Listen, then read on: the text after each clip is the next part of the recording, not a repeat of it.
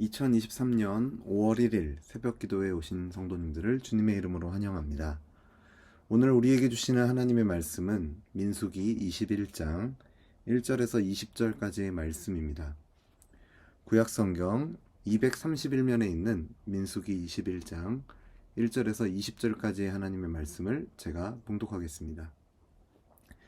네겝에 거주하는 가나안 사람 곧 아랏의 왕이 이스라엘이 아다름길로 온다 함을 듣고 이스라엘을 쳐서 그중 몇 사람을 사로잡은지라. 이스라엘이 여호와께 서원하여 이르되 주께서 만일 이 백성을 내 손에 넘기시면 내가 그들의 성읍을 다 멸하리이다.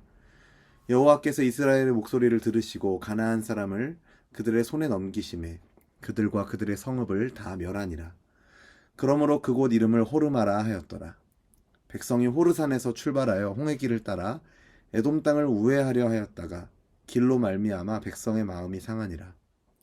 백성이 하나님과 모세를 향하여 원망하되 어찌하여 우리를 애굽에서 인도해 내어 이 광야에서 죽게 하는가.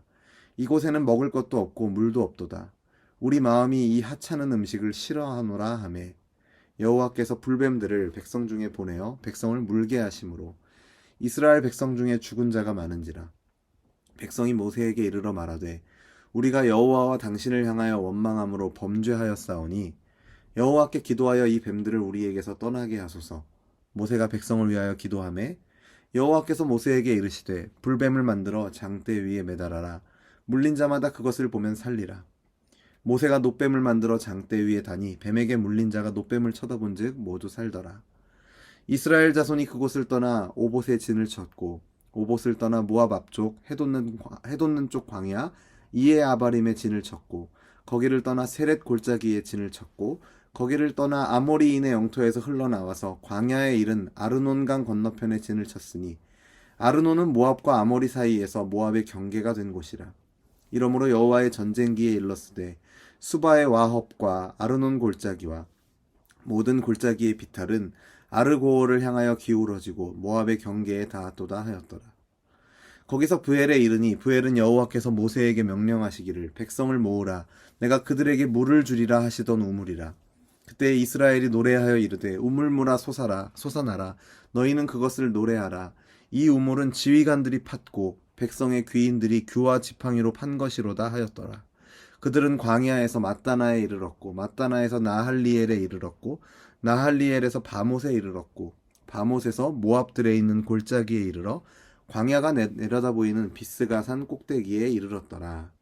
아멘. 오늘 본문 민수기 21장 1절에서 20절은 크게 세 부분으로 내용을 나누어 볼 수 있습니다. 첫 번째 부분은 1절에서 3절로 여기에서 하나님은 이스라엘의 새로운 세대에게 가나안 정복을 위한 첫 번째 승리의 징표를 주셨습니다. 2절에서 하나님께 서원하는 이스라엘의 기도를 들으시고 3절에 그 응답하심으로 가나안 사람들을 그들의 손에 넘기셔서 다 멸하게 하셨고 그곳의 이름을 호르마 완전히 멸하다라는 뜻을 가진 이름으로 정하였습니다. 이스라엘이 얼마나 기다리던 승리였을까요? 그런데 얼마 지나지 않아 이스라엘은 하나님께 다시 불평을 쏟아내는 것을 우리가 보게 됩니다. 그것이 바로 4절에서 9절에 나오는 두 번째 부분입니다. 4절을 보시면 호르산에서 출발한 이스라엘 백성이 길로 말미암아 마음이 상하였다고 기록하고 있습니다. 이스라엘 백성들이 불평한 이유는 대략적으로 호르산이 위치한 것으로 예상되는 지점에서 왕의 대로라고 불리는 에돔 지역을 통과해서 가는 경로를 선택하면 짧게 갈 수 있습니다. 그것이 가장 지름길인데 그 길이 아니라 가나안이 있는 방향의 정반대 방향인 남쪽으로 홍해 길을 따라 우회하였기 때문이었습니다. 21장 앞부분에서 하나님께서 그들에게 응답하셔서 가나안 지역에서 첫 승리를 거두고 호르마라 이름하였던 이스라엘 백성이었습니다. 이와 같은 영적 승리를 맛보았음에도 불구하고 이스라엘 백성들은 불편함이나 환경적인 어려움이 닥쳐오니까 분노하며 하나님과 모세를 향해 원망을 하게 됩니다. 그리고 사실 이 경로를 정하는 것도 하나님께서 그들을 인도하시는 과정 아니겠습니까?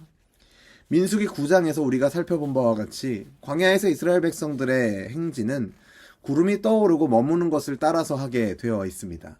그리고 그 구름은 그들과 함께 하시며 인도하시는 하나님을 가리키는 것이었습니다. 그럼에도 불구하고 자기들의 바램과 요구에 맞지 않는 하나님의 인도하심 앞에서 그들은 심지어 하나님이 주시는 하늘 양식인 만나를 가리켜 이 하찮은 음식을 싫어한다고까지 말하였습니다.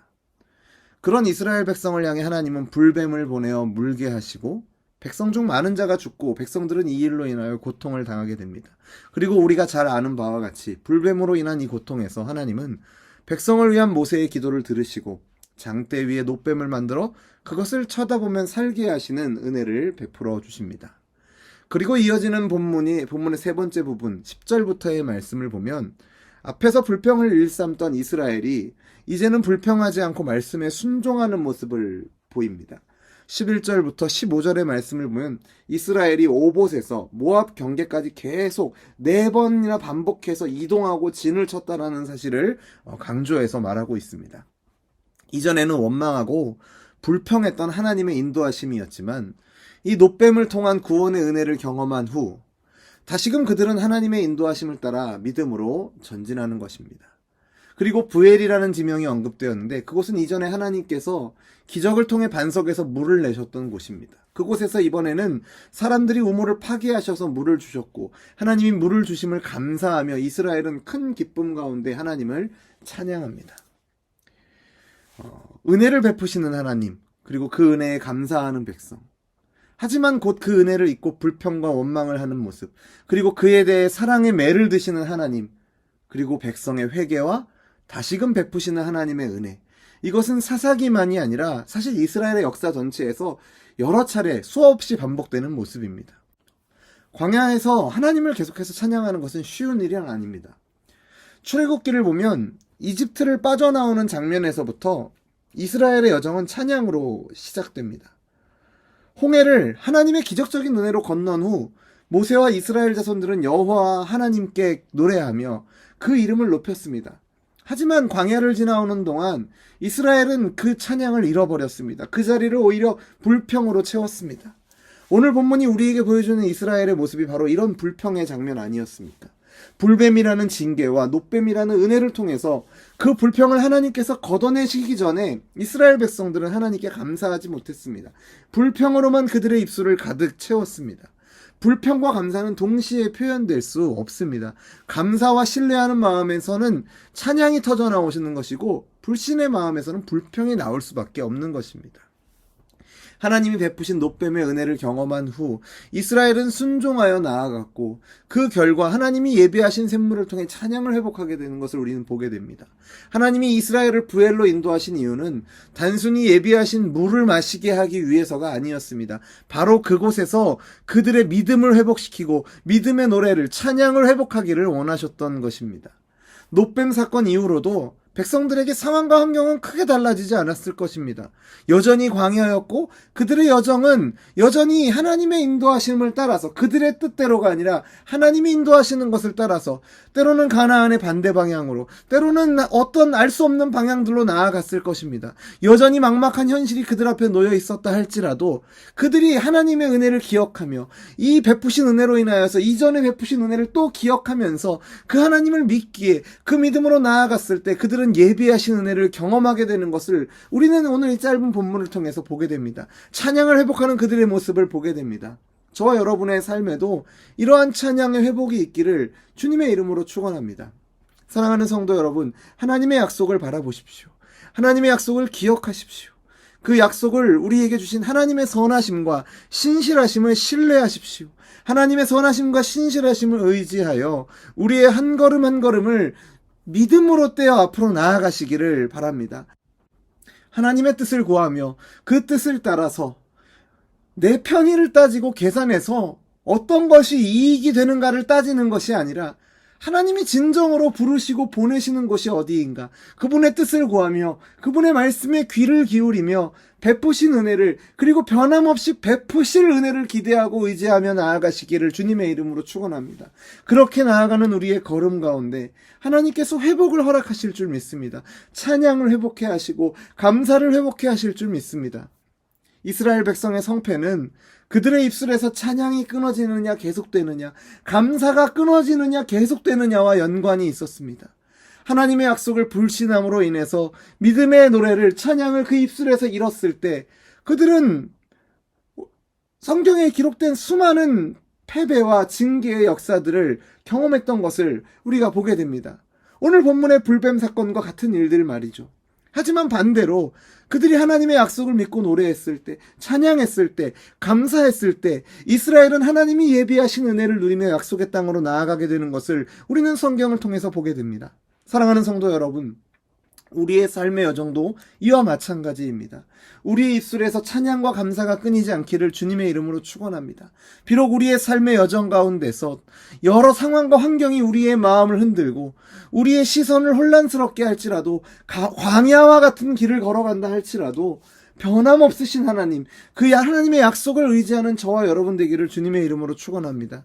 오늘 하루도 모든 상황 속에서 변함없이 우리의 시선이 주님께만 고정되고 주님의 마음을 닮아가며 주님이 기뻐하시는 하루를 살아가시는 저와 여러분의 하루가 되기를, 찬양과 감사가 가득한 하루가 되기를 주님의 이름으로 축원합니다. 그렇게 찬양과 감사를 드리는 우리의 삶에 하나님께서 더욱 크고 놀라운 일을 통해서 당신의 능력과 영광을 나타내실 줄로 믿습니다. 기도하겠습니다. 언제나 선한 손길로 우리를 인도하시는 하나님 아버지, 그 베푸신 은혜를 기억하며 감사와 찬양을 드립니다. 이스라엘 백성과 같이 말로 다 표현할 수 없는 큰 사랑과 은혜를 하나님께 받았지만 작은 풍랑과 파도와 안개와 같은 상황을 만나면 언제 그랬냐는 듯 하나님을 잊어버리고 문제를 하나님보다 더 큰 존재인 양 여기며 하나님을 불신하고 불평하고 원망하는 우리의 연약함을 긍휼히 여겨 주옵소서. 그럴 때마다 지난날 우리에게 주신 큰 은혜들을 기억하게 하시고 또 성경을 통해서 하나님께서 얼마나 큰 은혜와 사랑을 베푸셨는지 다시금 확인하게 하셔서 우리의 입술에서 불평과 원망이 아닌 감사와 찬양이 흘러나오는 인생이 되도록 우리를 인도하여 주옵소서. 앞서 고백한 찬양의 가사와 같이 아무 증거가 보이지 않아도 하나님의 선하심을 의지하며 믿음으로 나아가게 하시고 아무 소리가 들리지 않아도 하나님의 약속, 변함없는 그 약속 위에 서며 믿음으로 나아가는 우리 모두가 되도록 인도하여 주옵소서.